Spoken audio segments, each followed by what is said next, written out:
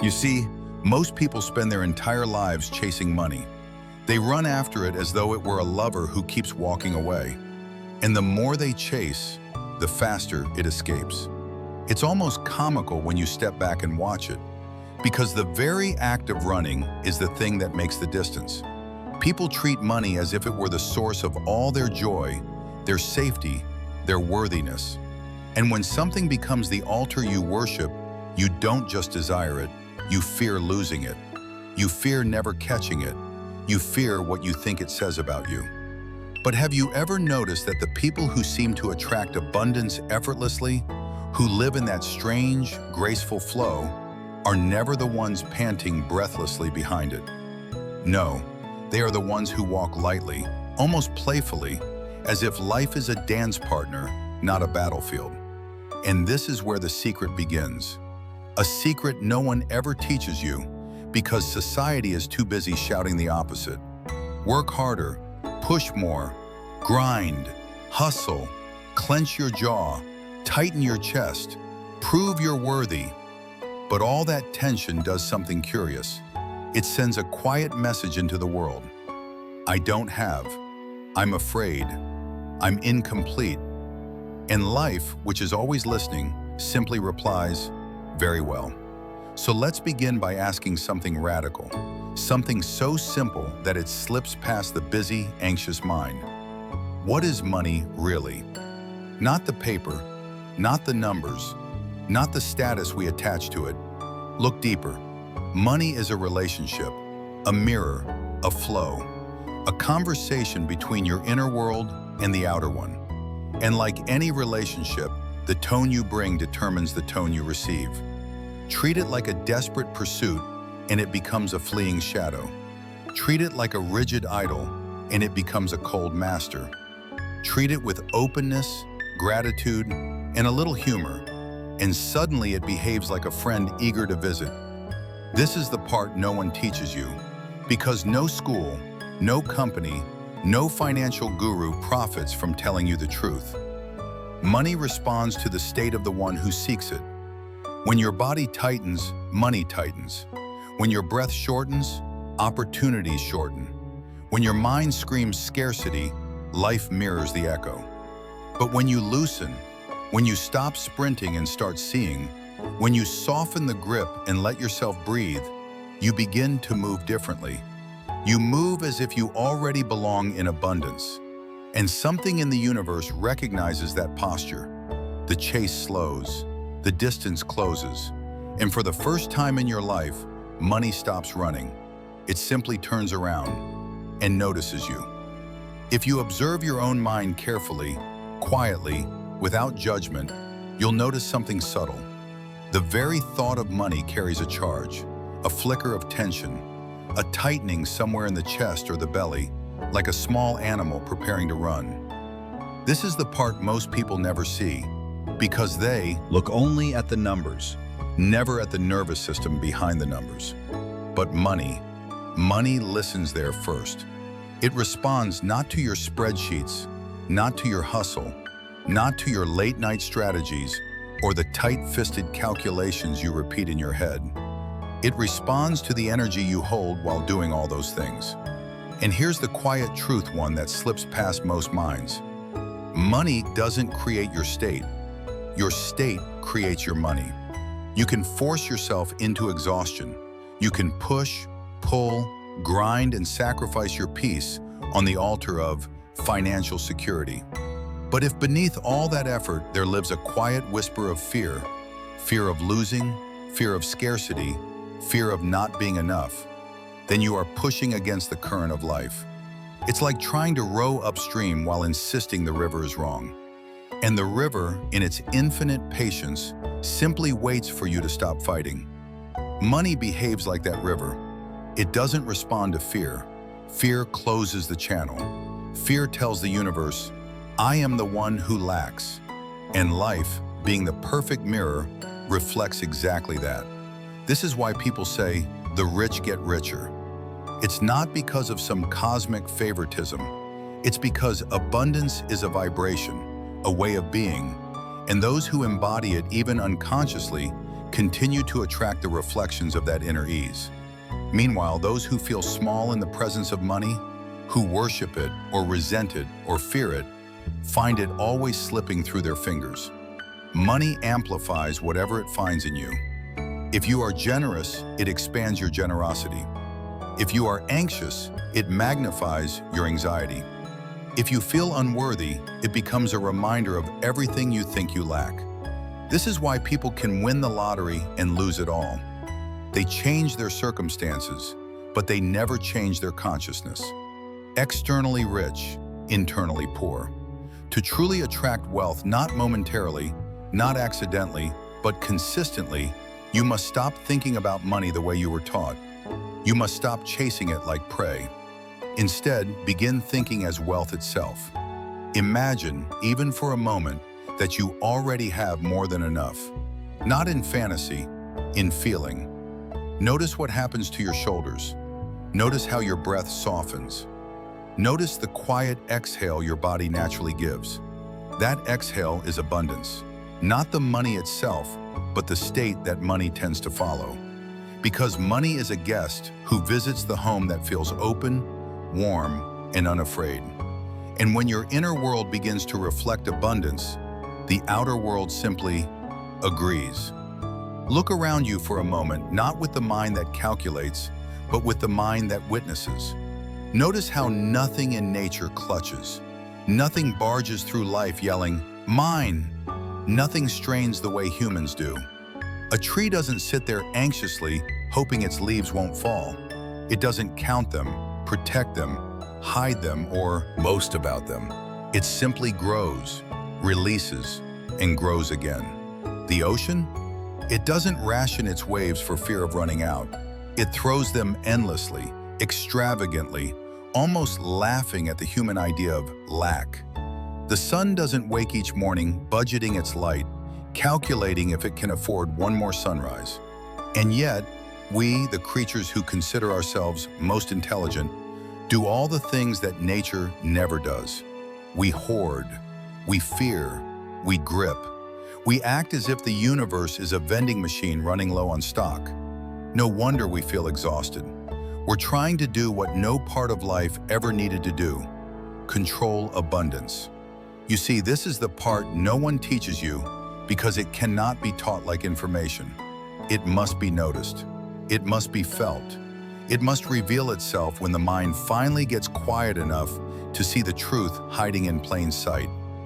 Life itself is abundant, and you belong to life. You are made of the same intelligence that unfolds trees, flows oceans, and ignites stars. So why do you fear running out? Where did you learn that you must prove your worthiness to receive what existence already gives freely? Somewhere along the way, humans built an identity not from nature, but from fear. And fear is always in a hurry. Fear is always calculating. Fear is always bracing for a future it doesn't trust. But nature moves differently. It moves with a kind of innocence, a kind of trust, a rhythm that says, everything comes, everything goes, everything returns in a new form. This is the flow most people never enter, not because it's hidden, but because they are too busy gripping the edges of life to feel the current beneath them. It's like being in a river, desperately trying to hold on to rocks for safety. The rock feels solid, but it doesn't take you anywhere. The current feels uncertain, but it's the only thing that can move you. Money is one of the many forms that current takes. It is not the river itself, it is the movement within the river. So when you tighten, money tightens. When you relax, money relaxes. When you move like water, money flows like water. This is why the people who seem most abundant often look strangely calm. Not because they have money, but because they move like nature, unhurried, open, unclenched. When you stop gripping, the universe can finally place something in your hands, because hands that cling cannot receive. And that quietly, invisibly, is the law of flow. Most people don't realize that their actions carry a scent. Not a physical one, but an energetic one. Two people can take the exact same action, send the same email, make the same call, launch the same project, yet one creates momentum while the other creates exhaustion. Why? Because one acts from fear and the other acts from alignment. Fear-based action has a certain flavor. You can feel it in your own body before you even begin. That tightening in the jaw, that impatient urgency, that buzzing thought that whispers, if I don't do this now, everything will collapse. It's an inner voice that sounds helpful, but it isn't. It's the subtle desperation of someone who doesn't trust life. Someone still rowing upstream, furious at the river for being a river. When you act from that state, your actions scatter like leaves in the wind. You can work 10 hours and accomplish nothing meaningful. You can push and push, only to watch opportunities slip away like water through clenched fingers. But then there's another way, a way so different, so quiet, so unforced, that most people overlook it entirely. Action that rises from inspiration. Action that doesn't begin in fear, but in presence. Not from, I must, but from, I feel moved. It's the difference between chasing life and dancing with it. This is where the paradox deepens. When your inner state shifts, your outer actions become fewer, but far more powerful. One sentence lands. One idea sparks. One decision cascades into everything you were trying to force for months. It feels almost unfair, but it's not luck. It's resonance. When you stop swimming upstream, the current begins carrying you.